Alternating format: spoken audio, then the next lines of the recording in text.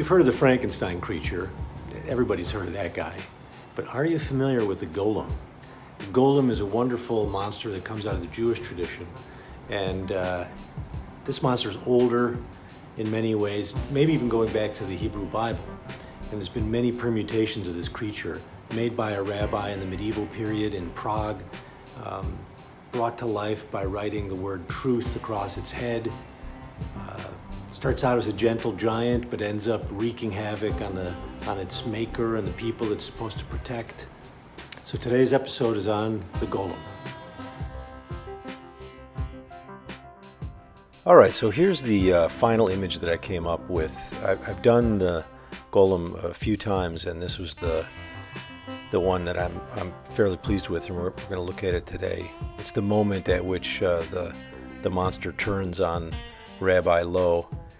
After being subservient, he kind of loses his ability to follow orders, and so I chose that moment where the rabbi's running in the foreground and the creature is coming after him, just confused and unaware of what he's doing.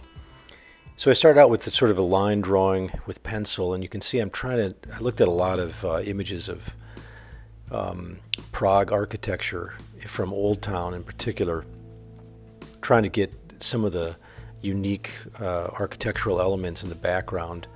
And I tried to get these two figures obviously are the most important feature in the foreground, but I wanted the Golem here to be kind of bumbling in its, bloated girth, but also ominous as well.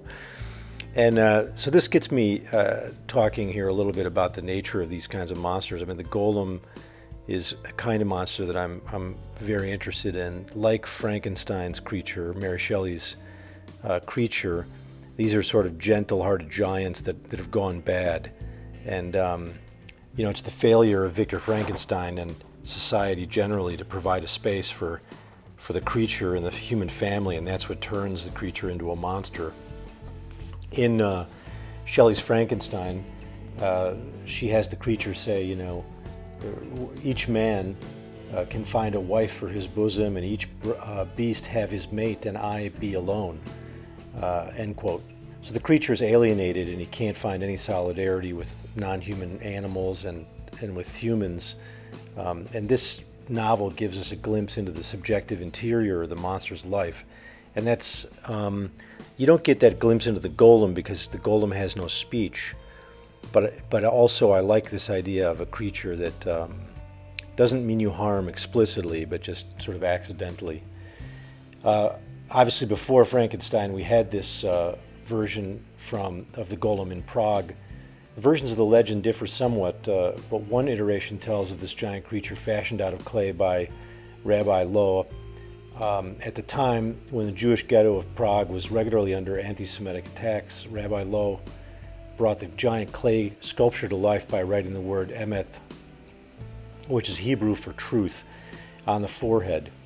And this animated monster was to protect the Jewish people from outside aggression. It was strong and powerful, but it was also stupid and followed directions too literally or incorrectly. So the Golem began by protecting the Jews, but its clumsy nature eventually led to its accidentally harming them. This is an image that I originally drew in my book on monsters.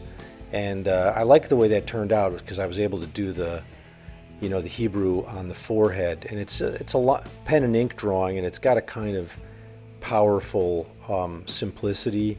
I like the big, sort of thick fingers and the kind of Popeye arms. And this was another version I did just a little while ago, and in the background here I tried to draw the old new synagogue in Prague, which is where the Golem is still thought to be buried or to be living in suspended animation. So here I have the rabbi chasing this Golem, and the Golem has sort of broken some poor victim and is dragging him along here in his hand. And I like the way this one turned out as well. And I got the idea to sort of obscure the face and put the face in shadow. And so when I do this new one, just now I thought I would try that same effect. Something sinister about just obscuring the face altogether, and then I you'll see here in a little bit, I try to just put some beady little eyes sort of emerging out of the darkness, and I find that to be particularly disturbing.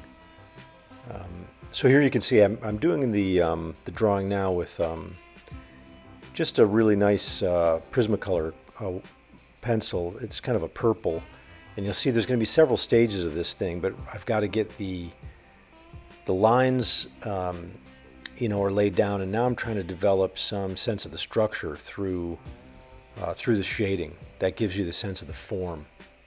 And there's going to be cast shadows, of course, but these sort of form shadows really give you a sense of the volume of the body. And I'm sort of pleased with how this is turning out, and you'll see I'm going to start painting over it now with a thin wash of acrylic paint. So I'm going to use acrylic paint almost like a watercolor and go in and lay that over the top. And I'm sort of hoping that the shading will poke through from the drawing underneath, but I'm sorry to say that it didn't. And that was very frustrating to me, like I lost all that great shading. It's implied in there, but it ends up losing a lot of its subtlety when I go over it with paint. So then you'll see what follows is me trying to rescue it, which happens a lot whenever you're experimenting with a new technique. Anyway, back to the story of the Golem. In this early story with Rabbi Lowe, the rabbi is able to shut down the bumbling giant and prevent further disaster by erasing the beginning of the word, the E from the word emet, to create the Hebrew word for death. And according to legend, the Golem's body still lies dormant in the attic of the old new temple in Prague. It's awaiting reanimation should the need arise.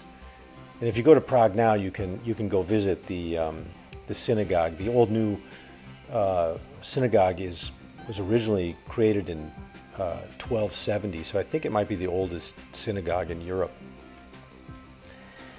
Anyway, the stories of Frankenstein and Golem, we see sort of another version of the monster concept. It's a creature or a person who's dangerous to us, but not intentionally so. And this accidental monster has become very popular in, I think, more contemporary narratives. You see it in science fiction a lot.